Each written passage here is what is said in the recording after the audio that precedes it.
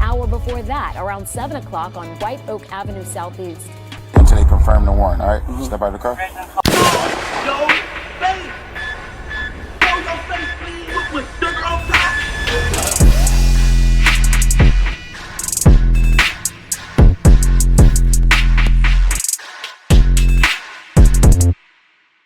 Hey, what's up, y'all? Y'all know my slogan. I don't know it all,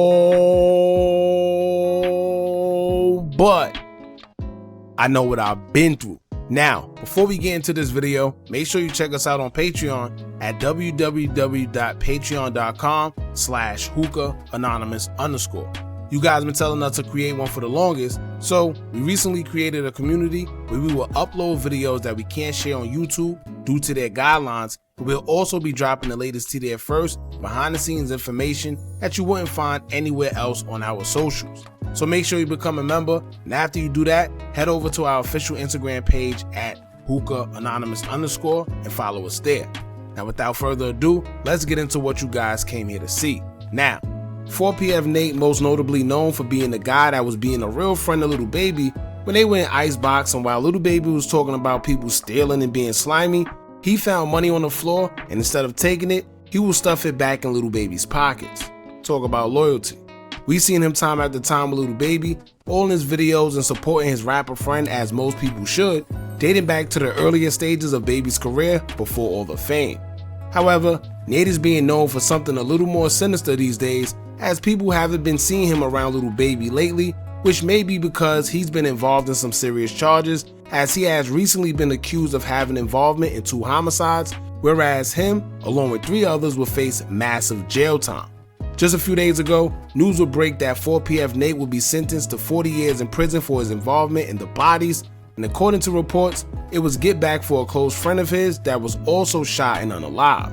When the suspect who took the life of his close friend wasn't arrested by the law due to the shooting being ruled as self-defense, Nate along with 3 others would take justice into their own hands and what people call street justice and get back for their friend. Now I don't know what's going on over there at 4PF, but Nate is one of the few guys that's been involved with 4PF, whereas despite being around Little Baby, who was a very successful artist out of Atlanta, they still chose to be in the streets, but would end up paying a hefty price for it. Dirty Tay is another member of 4PF who was sentenced to 25 years with 17 to serve after he was arrested in 2022 as well and charged with attempted aggravated assault, first-degree cruelty to children, violating Georgia Street Gang Terrorism and Prevention Act, upon many more.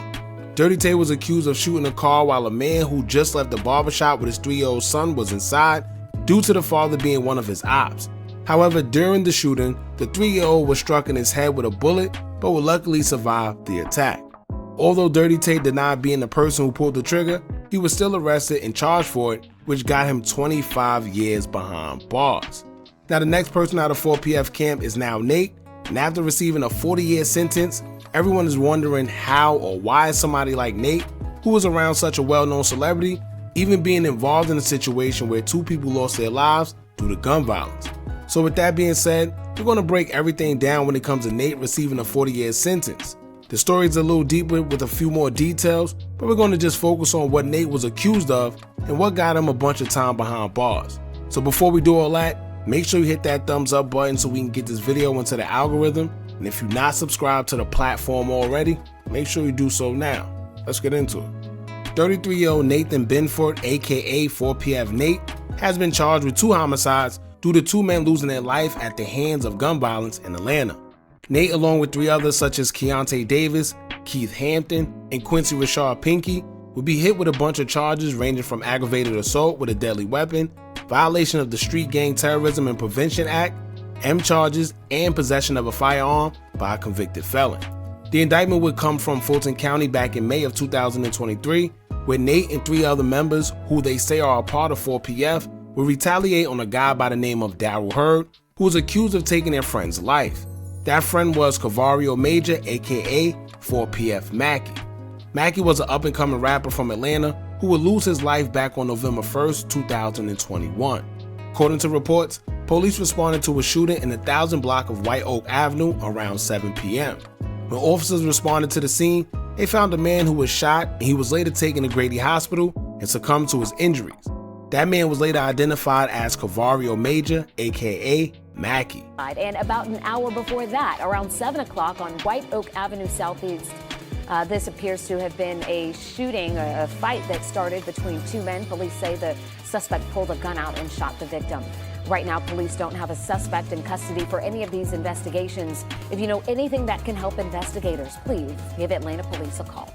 An investigation would uncover that it was a gathering with multiple people around. However, two men that knew each other would get into a dispute around 7 p.m. One man, identified as Daryl Hurd, would pull out a weapon and shoot Cavario Major.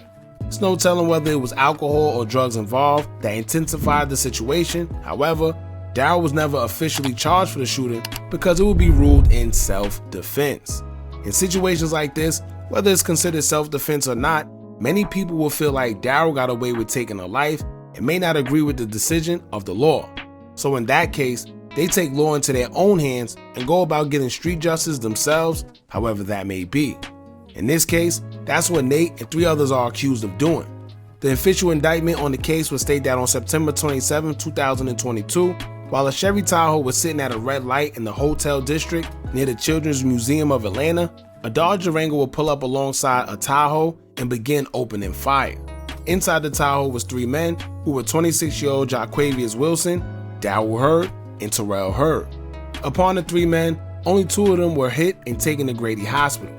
Daryl would survive despite being shot, but Jaquavius Wilson wasn't so lucky. Unfortunately, he would later pass away from his injuries as he was shot in his neck. The Dodge Durango fled the scene, and for some time, police will have no suspects in custody. However, after the shooting took place, a witness who seen everything called the police immediately, telling law enforcement everything he saw and described the vehicle. On top of that, upon further investigation, cell phone records and surveillance footage would play a part in targeting suspects, but it would be an informant that would give them the biggest lead that they needed when it came to the shooting. That informant would be Keontae Davis, who just so happened to be one of the 4 people behind the shooting on September 27, 2022. On February 21, 2023, an Atlanta officer would conduct a routine traffic stop around 2 a.m. He would stop a Nissan Rogue on Piedmont Road for not coming to a complete stop at a red light. The driver would be identified as 25-year-old Keontae Davis, who couldn't present his driver's license when the officer asked him to present it as protocol. The officer would ask Davis his name and then run it through his system, and to his surprise, the name would reveal that Davis had active warrants, one including felony M and the other was aggravated assault.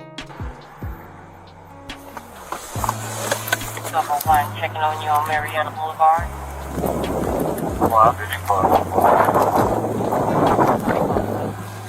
Good morning. Good morning. My name is Officer Lane, City of Atlanta Police Department. The reason I pulled you over is because right there at the light at Piedmont and Peachtree, is stop means stop. That means all wheels got to stop. You didn't stop. You just kept rolling on through and made the right turn. I was on the phone running my mouth. All right. So you have a driving license? No, sir. I'm getting get your first and last name. Keontae William Davis. You got a picture of it? I'm going through my phone looking for it. I live right there. I was coming from my mama's house. Something happened over there. Here we go. I was on the phone running my mouth. I'm sorry. Zoom into the picture so I can see the numbers. Yes, sir. Got to zoom. 05. I'm good. 89-70949. I just left from the gas station right there. I was on the airport running my mouth. All right. All right. I live right there at the site. All right. Okay. 3141, keep like 1 time. All right. Come here, baby. Cut the car off for me. All right. So, you know you got a warrant, right? No, sir. All right. You got a warrant out of the City of Atlanta, okay, for aggravated assault. So, I got to put you in a car. I'm gonna detain you, okay? Detain means just only holding you until time being, okay? You ain't in custody yet, all right? Until they confirm the warrant, all right? Step out of the car. Resident 1201 and 1207. With my phone. Put the phone on the seat. 1201.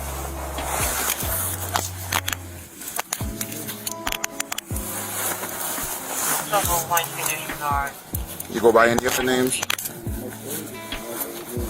You didn't know you had a warrant out?